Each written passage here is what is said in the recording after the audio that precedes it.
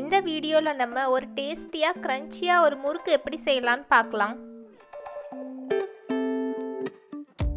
பொட்டுக்கடலையை அரைச்சி பவுடர் செஞ்சுக்கோங்க. 1 கப் அளவு பொட்டுக்கடலை பவுடர் எடுத்துக்கோங்க.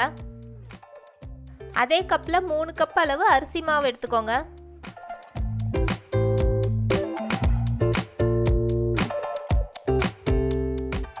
ரெண்டு ஸ்பூன் அளவு கருப்பு எள்ளு, டேஸ்ட்டுக்கு ஏற்ற மாதிரி உப்பு, காரத்துக்கு ஏற்ற மாதிரி மிளகாத்தூள், இந்த 3 சேர்த்துக்கோங்க.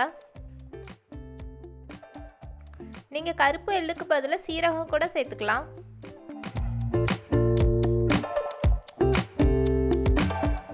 இந்த மாவு எல்லாத்தையும் நல்லா மிக்ஸ் பண்ணிக்கோங்க. உப்பு இருக்கான்னு கரெக்டாக செக் பண்ணிக்கோங்க.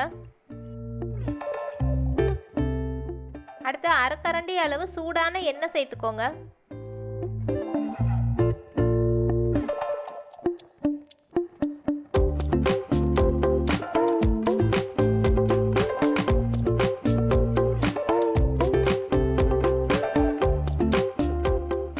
எண்ணெய் சேர்த்துட்டு நல்லா மிக்ஸ் பண்ணிக்கோங்க. இப்போ மாவுக்கு தேவையான அளவு தண்ணி கொஞ்சம் கொஞ்சமாக சேர்த்து நல்லா மிக்ஸ் பண்ணி எடுத்துக்கோங்க.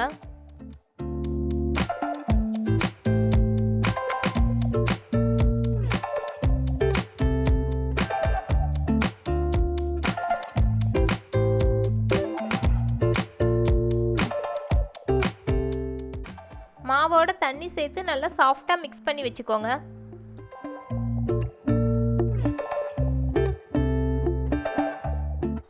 நம்ம இந்த முறுக்கு மாவை ஊற வைக்க தேவையில்ல, உடனடியாகவே முறுக்கு செஞ்சிடலாம்.